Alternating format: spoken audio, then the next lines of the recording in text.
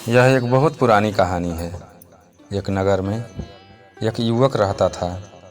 वह युवक इतना शर्मीला था कि अपने शर्मीलेपन के कारण वह किसी से बात तक नहीं करता था। किसी नए आदमी से उसको बात करने में शर्म आती थी। साथ ही साथ वह जिनको जानता पहचानता था उनसे भी बात करने में उसको शर्म आती थी। वह उनसे भी बात नहीं करना चाहता था और इसी शर्मीलेपन के कारण वह काफ़ी परेशान रहता और वह अपने जीवन में कुछ भी कर नहीं पा रहा था। धीरे धीरे समय बीतता गया और समय के साथ साथ उसका शर्मीलापन और बढ़ता गया। उस युवक के शर्माने की आदत बढ़ती चली गई, जिसके कारण वह अत्यधिक चिंतित और परेशान रहने लगा। वह अब समझ नहीं पा रहा था कि उसे इस परेशानी से कैसे छुटकारा मिले। उसके घर वाले भी उसकी इस आदत को देखकर काफ़ी परेशान रहते। घर वाले यह सोचते थे कि यह अपने जीवन में पता नहीं कुछ कर पाएगा या नहीं। वह कहीं काम पर जाता तो लोग उसके सीधेपन का फ़ायदा उठाते, उसे बहुत परेशान करते। वह इतना भोला था कि अपने शर्मीलेपन के कारण वह किसी का जवाब नहीं देता। कोई कुछ भी कह देता तो वह चुपचाप वहाँ से चला जाता।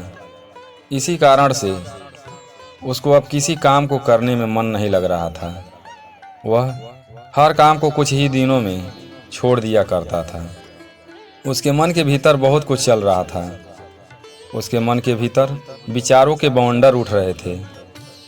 वह लोगों से बहुत कुछ कहना चाहता था, लेकिन अपने शर्मीलेपन के कारण वह किसी से कुछ नहीं कह पाता। वह अंदर ही अंदर घुट रहा था।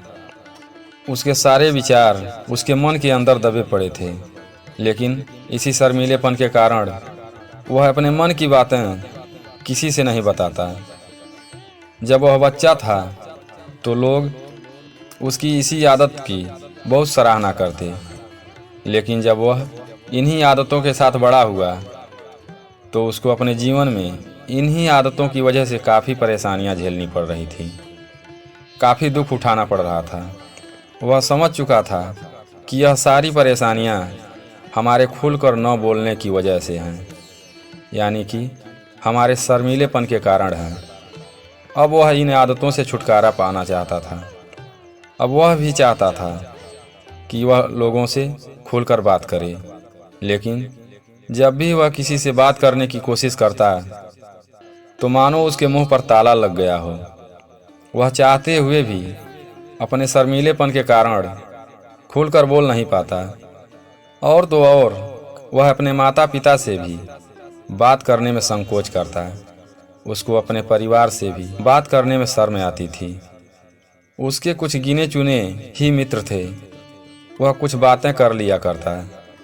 अगर हिम्मत करके किसी मित्र का जवाब दे भी देता था तो लोग उसका मजाक बना देते। उसके इसी समस्या के कारण उसके माता पिता भी काफ़ी चिंतित रहते। वे चाहते थे कि उनका बेटा लोगों के सामने अपनी बातें खुलकर रख सके, खुलकर बोल सके। लेकिन एक दिन जब उस युवक के पिता ने देखा कि उनका बेटा दूसरों के सामने लज्जित महसूस कर रहा है तो वे भी क्रोधित हो गए और अपने बेटे को खरी खोटी सुनाने लगे। उन्होंने उसे इतना डांट दिया कि वह युवक क्रोधित हो गया और बिना कुछ कहे वहाँ से चला गया। शाम हो चुकी थी और वह युवक घर नहीं लौटा। बेटे के घर न लौटने से माता पिता काफ़ी चिंतित हो गए, लेकिन वह युवक क्रोध में भागते भागते एक छोटी सी पहाड़ी पर जा पहुँचा। वह वहाँ से झांक रहा था और कह रहा था, हे ईश्वर, हे भगवान, आपने मुझे ऐसा क्यों बनाया? लोग मेरा मजाक उड़ाते हैं, मैं अपने मन की बात किसी से कह नहीं पाता, तो फिर जीने से क्या फ़ायदा? ऐसी ज़िंदगी का मैं क्या करूँगा? मैं जीना नहीं चाहता। और जब भी मैं किसी से कुछ कहता हूँ तो लोग मेरा मजाक उड़ाते हैं। जो जैसा चाहता है वैसा कहकर चला जाता है और मैं अपनी आदतों के कारण जवाब नहीं दे पाता, जिसका दूसरे लोग बहुत फ़ायदा उठाते हैं। इसलिए मैं जी कर क्या करूँगा। हे प्रभु, मैं आपके पास आना चाहता हूँ। इतना कहकर जैसे ही युवक पहाड़ी से कूदना चाहता है, तभी पीछे से आवाज़ आई, बेटा, जीवन को समाप्त करना तो बहुत आसान है, लेकिन जीवन को पाना बहुत मुश्किल है। तुम इस जीवन को दोबारा नहीं पा सकते। जैसे ही यह आवाज़ युवक के कानों में पड़ती है, वह पीछे मुड़कर देखता है। उसने देखा कि उनके पीछे एक बौद्ध भिक्षु खड़े हैं। उन्हें देखकर वह युवक अपना पैर पीछे खींच लिया और चुपचाप वहीं खड़ा हो गया। और फिर अपनी उन्हीं आदतों की वजह से वह उनके सामने कुछ बोल नहीं पा रहा था। तब बौद्ध भिक्षु ने कहा, बेटा, तुम यहाँ पर क्या कर रहे हो? आखिर क्या बात है? तुम अपने जीवन को समाप्त करना क्यों चाहते हो? यह जीवन अनमोल है। इस जीवन का कोई मोल नहीं, और तुम इस जीवन को व्यर्थ समझ रहे हो। तब युवक कहता है, नहीं नहीं, मैं कुछ नहीं कर रहा था। मैं तो यहाँ से खड़ा होकर देख रहा था। तब बौद्ध भिक्षु बोले, मैं जानता हूँ कि तुम यहाँ पर क्या करने आए थे। तुम हमसे छिपा नहीं सकते। मैं चाहता हूँ कि तुम अपनी समस्या हमसे खुद बताओ, तब मैं तुम्हारी उस समस्या का समाधान बताऊँगा। अगर तुम चाहते हो कि कोई तुम्हारा मदद करे, तो उसके लिए सबसे पहले तुम्हें आगे आना होगा। तुम्हें अपनी मदद खुद करनी होगी। अगर तुम्हें अपने समस्या का समाधान पाना है, तो पहले तुम्हें अपनी समस्या बतानी होगी। नहीं तो बिना समस्या जाने मैं कुछ नहीं कर पाऊंगा। उन महात्मा की बात सुनकर वह युवक कहता है, नहीं नहीं, मैं ठीक हूँ। यह सुनकर बौद्ध भिक्षु कहते हैं, तो ठीक है बेटा, अगर तुम नहीं चाहते कि मैं तुम्हारी मदद करूं, तो कोई बात नहीं। मैं तुम्हारे बात पर विश्वास कर लेता हूं, परंतु तुम्हें भी हमारी एक बात पर विश्वास करना होगा। मैं तुम्हारे मदद के लिए ही तुम्हारे पास आया हूं। अगर तुम चाहो तो अपनी समस्या हमसे बता सकते हो, और विश्वास रखो कि यदि तुम अपनी समस्या बताते हो, तो मैं तुम्हारे उस समस्या का समाधान भी बताऊंगा।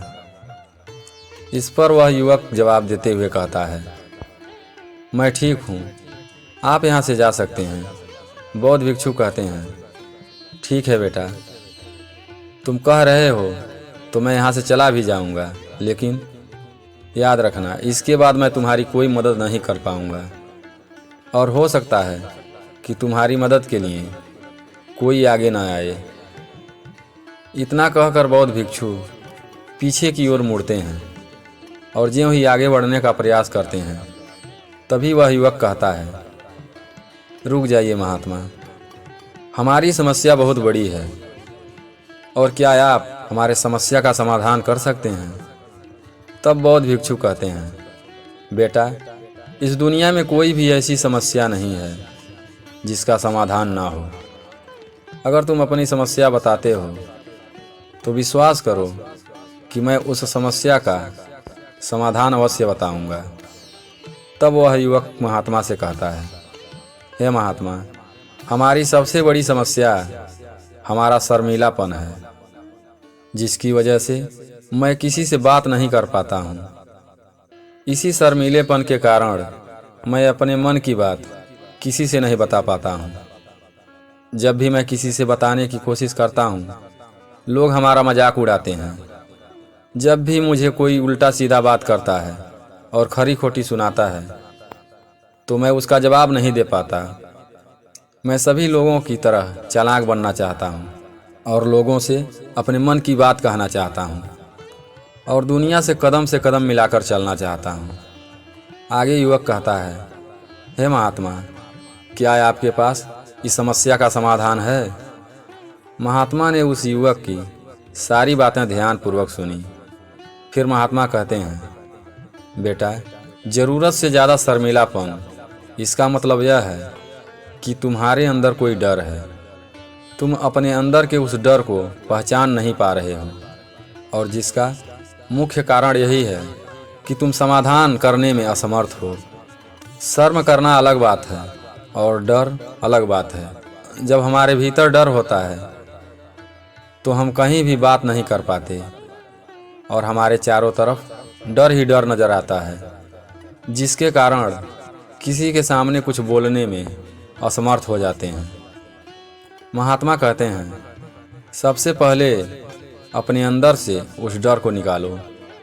कोई भी अगर तुमसे कुछ कहता है तो उसका उचित जवाब सोच समझकर तुम निडर होकर दो, तभी तुम इस समस्या से छुटकारा पा सकते हो।